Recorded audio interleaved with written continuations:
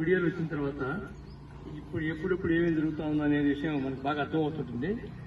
అంటే నేను ప్రస్తుతానికి ఎగ్జాజరేషన్ చెప్పట్లేదు, కానీ నేను ఇది విజయవంతం కాదు అని అనుకున్నాను. ఆయన మొదలు పెట్టినప్పుడు ఇది విజయవంతం కాదు, ఇది ఎక్కడ చేయగలరు, ఇవన్నీ ఎవడు మారుతాడు అని చెప్పని మనకు మొదటి నుంచి ఉన్నటువంటి ఆ సినిసిజంతో ఇది జరగదేమో అనుకున్నాను. కానీ డిఆర్కే కమిట్మెంట్ తెలుసు కాబట్టి నాకు ఇది చేస్తారేమో వీళ్ళని చెప్పి అనుకున్నాను. అట్లా దాన్ని ఇలా ఇన్ని రోజుల పాటు ఇంతమందితో చేస్తూ ఉండడం అనేది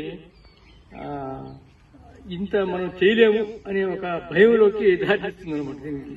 కాకపోతే మొత్తం మీద మేము కూడా ప్రయత్నం చేస్తాం, అందరూ ప్రయత్నం చేయాలి. అలా ప్రయత్నం చేయడం తప్ప ఇంకొక మార్గం అయితే ఏం లేదు.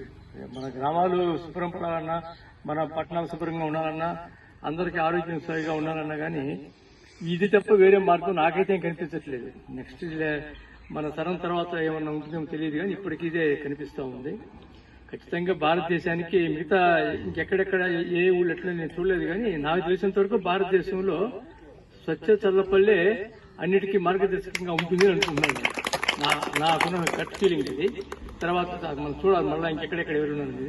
కేరళ కూడా మనం అన్ని చూసాము, వాళ్ళ కల్చర్ ఉంది. కేరళలో శుభ్రంగా స్వచ్ఛంగా ఉండే కల్చర్ వాళ్ళకు ఉంది. అయినప్పటికీ కూడా మన ఆంధ్రప్రదేశ్ లో అయితే మాత్రం నేను ఎక్కడ చూడలేదు చల్లపల్లి ఉన్నట్టుగా. మాకందరికీ మార్గదర్శకంగా ఉన్నందుకు చాలా సంతోషం. ధన్యవాదాలు.